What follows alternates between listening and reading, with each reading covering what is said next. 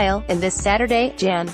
20, 2018 file photo, plumes of smoke rise on the air from inside Syria, as seen from the outskirts of the border town of Kilis, Turkey. Turkey's military offensive on the Syrian border town of Afrin, controlled by Kurdish fighters, has been long in coming. Turkish officials have been threatening to launch the offensive and preparing for it for months.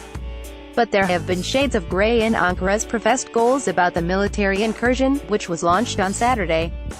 Lefteres Pedirakis, file, Associated Press, Beirut. The Turkish attack on the Syrian border town of Afrin, controlled by Kurdish fighters, has been long anticipated. Turkish officials have been threatening to launch the offensive and preparing for it for months. However, Ankara's stated strategic goals for the operation, codenamed Operation Olive Branch, come with a great deal of bluster and little clarity. Turkish officials have said the main aim is the creation of a 30-kilometer, 20-mile, deep, secure zone in Afrin, which Turkey says is essential for its security. Others say the operation aims to oust a militia of between 8,000 to 10,000 fighters affiliated with the People's Protection Units or YPG, a Syrian Kurdish group that has controlled territory in northern Syria and a proven top U.S. ally in fighting the Islamic State group. Turkey considers the YPG a terrorist organization and an extension of the outlawed Kurdistan Workers' Party or PKK, which has fought for Kurdish autonomy in Turkey. Founded in 2004, the group is the main defense force for the Kurdish areas in northern Syria, and has sought to expand Kurdish control and autonomy in the course of Syria's war.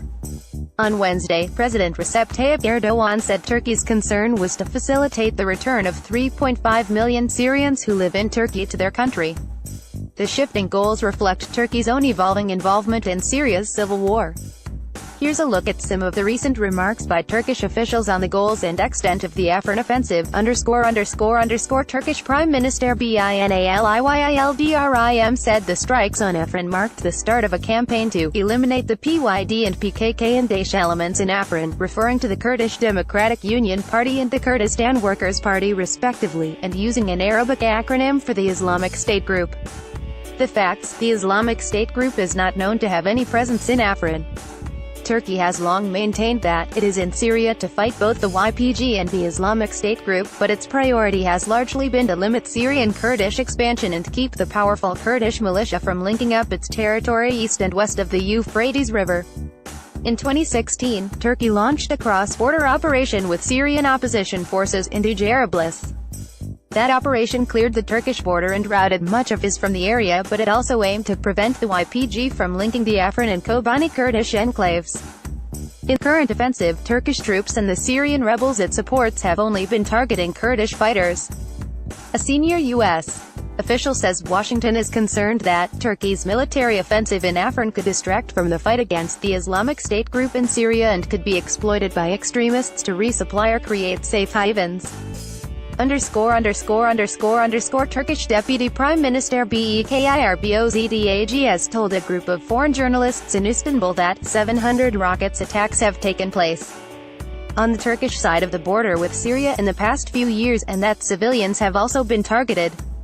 Other officials have said the aim is to secure Turkey's border and guard against terror attacks. The facts: the YPG is not known to have claimed or actively carried out any terror attacks inside Turkey. However, the Turkish government equates the YPG with the PKK and treats them as a single organization, and the PKK has indeed carried out large-scale attacks inside Turkey. Turkey claims that the PKK is infiltrating into the country from Afrin and using it as an operating base. Turkish President Erdogan said on Wednesday that this operation will continue until every last member of the terrorist organization who has been equipped over the past few years by America with 5,000 trucks and 2,000 aircraft full of weapons is neutralized. We see it as our obligation to cleanse all terrorist organizations. The facts: while the U.S. has provided training, weapons and logistical support for the YPG and the Syrian Democratic Forces it dominates, that aid is not known to have extended west of the Euphrates to Afrin. Afrin has been a much more problematic Kurdish-controlled area for Washington, because it is a separate entity in western Syria. Turkey had said it will not accept YPG presence west of the Euphrates. U.S. officials speaking in Ankara on Wednesday said the Syrian Kurdish fighters in Afrin are not part of the group that received help from the U.S.-led coalition in driving out IS from most of northeastern Syria. They also denied the Turkish government's claims that the U.S. had delivered thousands of trucks of weapons to Syrian Kurdish forces, saying most of the supplies instead went to U.S. forces, and that the resources also include ammunition, food and humanitarian supplies. The American officials spoke on condition of anonymity because they were not authorized to talk to the media.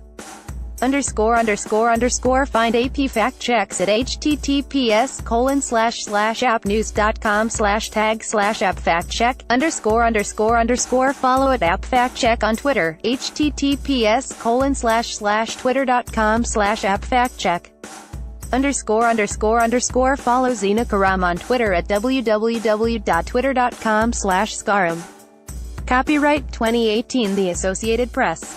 All rights reserved. This material may not be published, broadcast, rewritten or redistributed.